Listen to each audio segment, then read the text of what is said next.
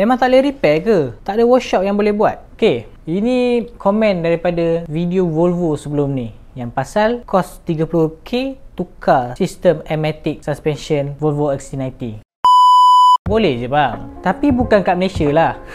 Sebab kat Malaysia ni masih lagi tak ada yang boleh repair air suspension tu. Tapi kalau abang nak ambil yang murah sikit, abang boleh ambil yang OEM. Ada juga pilihan kat situ. Tapi kalau korang ambil OEM, risiko dekat tangan korang sendiri. Berkemungkinan tak sampai setahun, benda tu akan rosak balik dan dia akan hantar bengkel lagi. Dan customer akan keluar kos lagi. Servis kat bengkel bukannya free. Servis pun ada bayaran, bukan saja tukar barang. Untuk pengetahuan korang lah, owner kereta Volvo yang menggunakan sistem Elmatic ni, kebanyakan diorang semua tukar terus part yang rosak tu. Better tukar barang terus. Tukar barang tu bukanlah bermaksud satu set air suspension tu. Dia akan tukar pada satu benda je. Andai kata korang punya air spring tu bocor ataupun koyak, kita akan tukar itu saja, bergantung pada bajet customer juga. Lagi satu, air suspension ni kalau rosak pun berkemungkinan dah sampai masanya. Sampai masa dia akan koyak, sampai masa dia akan rosak. So macam case video sebelum ni, sebabkan owner ada bajet yang mencukupi untuk tukar terus semua set suspension dekat kereta Volvo dia tukar. Memang akan makan duit punya. Sebab model Volvo ni terkenal dengan penjagaan dia yang agak mahal. Tapi andai kata korang betul sayang kereta, jadilah macam abang tu, sanggup keluarkan RM30,000 hanya untuk tukar air suspension saja. Tapi pendapat korang macam mana? Adakah dia agak membazir? Adakah better jual je kereta dia dan beli kereta lain? Cuba komen kat bawah. Jangan lupa share dan follow Transmatic Automotive.